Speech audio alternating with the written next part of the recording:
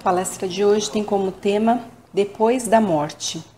Nós iniciamos a pesquisa utilizando o livro Céu e o Inferno da Codificação, capítulo 1. O homem terá 3 alternativas para supor o que virá depois de sua morte. Portanto, ele pode pensar no niilismo ou nada, na absorção no todo universal ou então na individualidade da alma. No caso do niilismo, o nada, ele concentra seus pensamentos na vida presente. O futuro não se espera. Isso o conduz a pensar em si próprio, é um estímulo ao egoísmo, quando ele rompe os laços de solidariedade e fraternidade das relações sociais. Acontece então a preocupação com o presente que o conduz a pensar somente em si próprio, e ele se expressa como gozemos cada um por si próprio. No caso da absorção no todo universal, irá admitir a existência de um princípio inteligente fora da matéria. Ao nascer, cada um assimila uma parcela desse princípio que constitui sua alma e dá vida, inteligência e sentimento. Com a morte, a alma volta ao todo e perde-se no infinito, perde a individualidade. É como se não existisse, não tem a conservação do eu. Já na individualidade da alma, que é o que nos traz o Espiritismo, nós percebemos que o destino de cada alma depende das qualidades pessoais. Elas devem ter responsabilidades dos seus atos, porque são livres na escolha do bem e do mal. Nós também podemos utilizar o livro O que é o Espiritismo, quando Kardec nos informa que há no homem 3 elementos essenciais: alma ou espírito, que é o princípio inteligente em que residem o pensamento, a vontade e o senso moral. O corpo, que é o invólucro material que põe o espírito em contato com o mundo exterior. E o perispírito, que é o invólucro fluídico, leve, serve de laço intermediário entre o espírito e o corpo. Quando o corpo se desgasta e não pode mais funcionar, ele tomba e o espírito o abandona, e isso se designa de morte. Então a morte é a destruição do envoltório corporal que a alma abandona, conservando o corpo fluídico ou perispírito, que o permite percorrer o espaço com a rapidez do pensamento.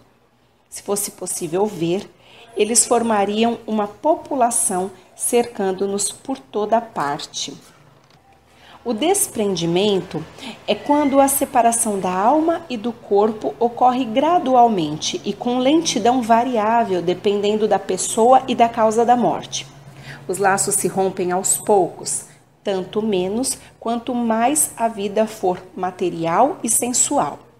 Deixando o corpo, ficam livres das dores e enfermidades corporais, mas as imperfeições morais são do espírito e não do corpo.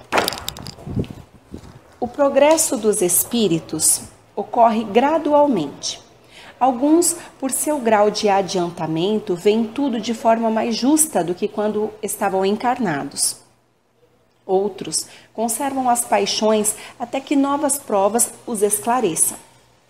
Existem espíritos de todos os graus de inteligência e moralidade. Todos têm a mesma origem e o mesmo destino, já que são criados simples e ignorantes e precisam passar por todos os graus da escala evolutiva até se tornarem perfeitos.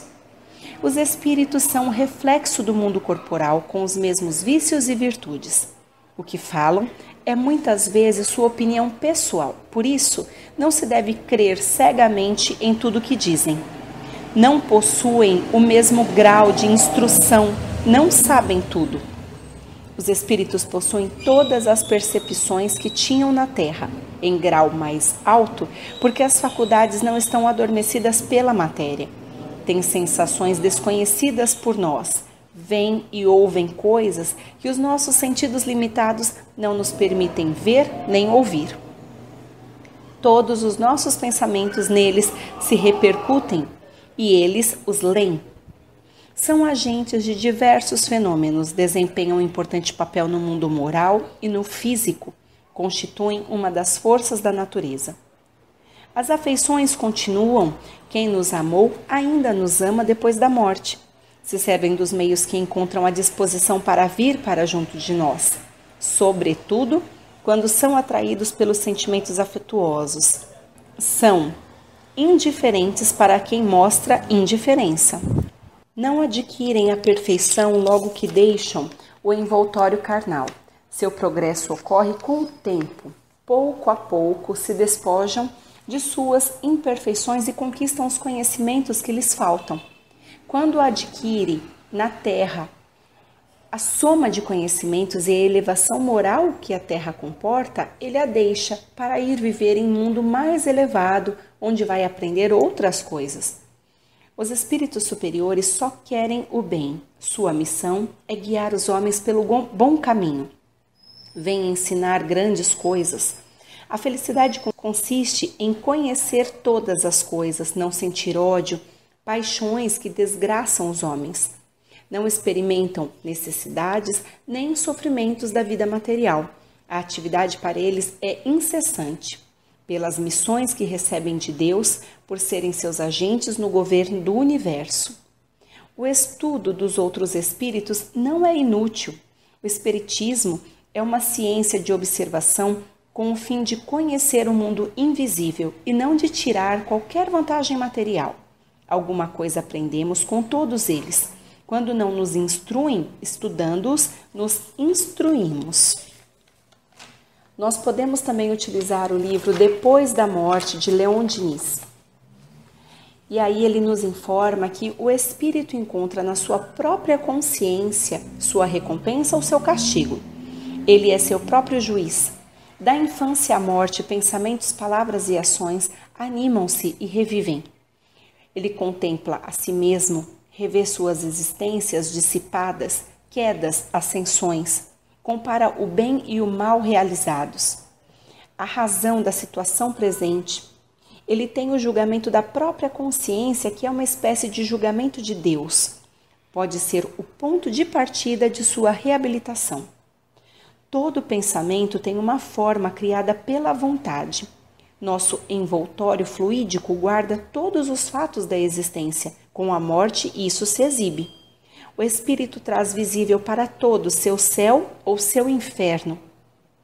Os espíritos atrasados têm mais afinidade com os homens do que com os espíritos puros, por causa da constituição fluídica mais grosseira.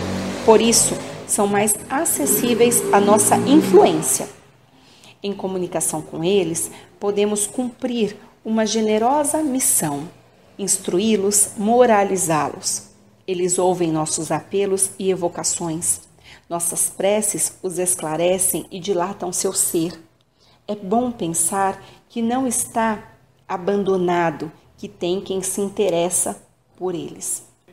Em Evolução em Dois Mundos, André Luiz nos informa que depois da morte, a alma culpada sofre a purgação, que será mais produtiva quanto mais se arrepender.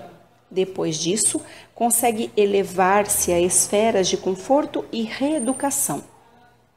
Se a moléstia carnal foi longa e difícil, depurou-se pelo autoexame. As aflições suportadas com paciência alteraram sensações e mudaram ideias. Criminosos pelo arrependimento plasmam em torno de si as cenas em que arruinaram sua vida, alimentando-as com pensamentos desajustados. O inferno é um imenso cárcere hospital, com todas as doenças catalogadas e outras desconhecidas do homem, nascidas de profundas disfunções do corpo espiritual, nutridas pelas formas de pensamento em desequilíbrio. São as larvas mentais de poder corrosivo e alucinatório. Quando o espírito revela os primeiros sinais de renovação para o bem, as esferas superiores registram que um auxílio deve ser realizado. Os agentes se apoiam Os serviços da luz divina realizam o resgate. Este espírito é acolhido como doente. Ele tem serenidade de rever os compromissos assumidos na encarnação, vendo os sofrimentos de que foi responsável. Acusa-se, não se perdoa. Pode ascender a escolas beneméritas onde tem as mais altas noções da vida, aprimorando-se na instrução, exercendo atividades. Mas as lembranças do que fez estimulam a pedir por novas reencarnações com as provas que carecem para quitarem-se consigo e com seus semelhantes, se redimindo perante a lei. Nós ainda podemos observar no Livro dos Espíritos as questões que vão de 258 a 273, escolhas das provas, que o espírito escolhe o gênero de provas que quer passar. Nisso consiste seu livre-arbítrio. Nada acontece sem a permissão de Deus. Ele dá a liberdade de escolha e toda a responsabilidade dos atos e das consequências. O espírito tem à sua frente o bem e o mal. Se fracassar, terá uma consolação. Ele poderá recomeçar reparando o mal que fez. O homem escolhe o gênero das provas, mas os detalhes são consequência da situação em que vive e de suas ações. Todos os espíritos pesquisam, estudam e observam para fazer sua escolha.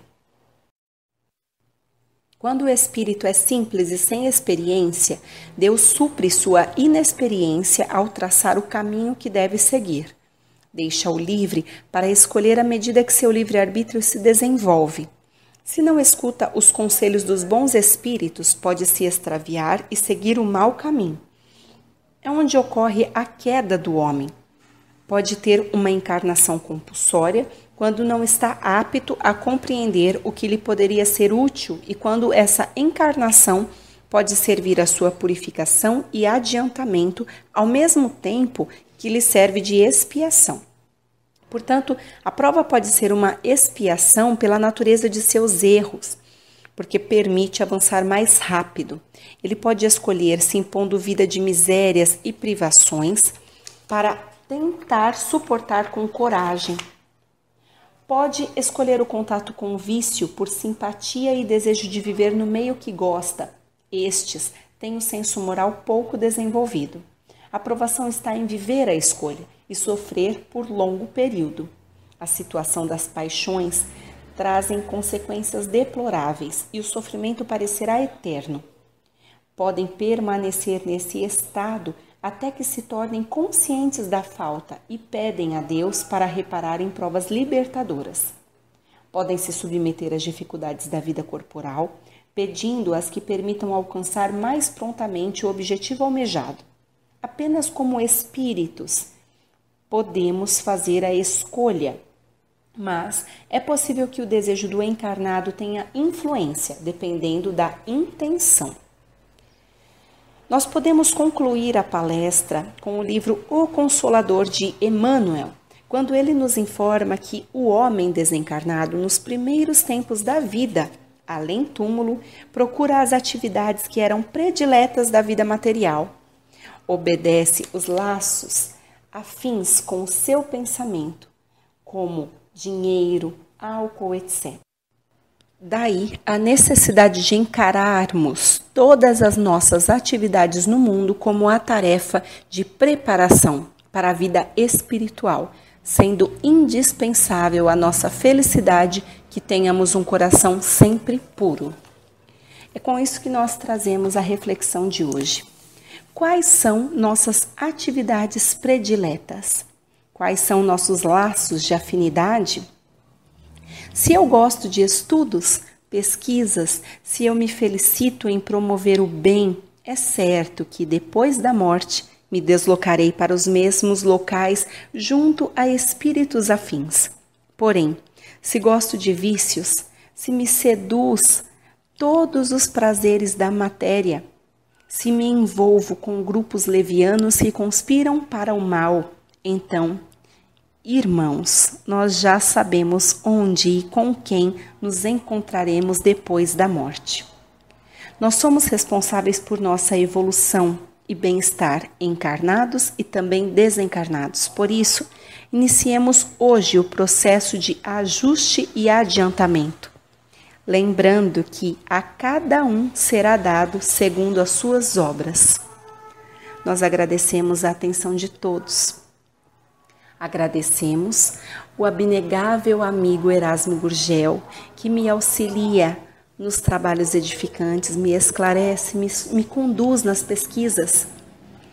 Agradecendo a Deus e a Jesus, que eles possam nos iluminar, que eles possam promover em nós o reajuste necessário para que possamos trilhar mais conscientes do nosso papel dentro da sociedade. Senhor, ilumina-nos. Ilumina também as nossas famílias. Nós agradecemos por tudo o que temos. Graças a Deus, graças a Jesus.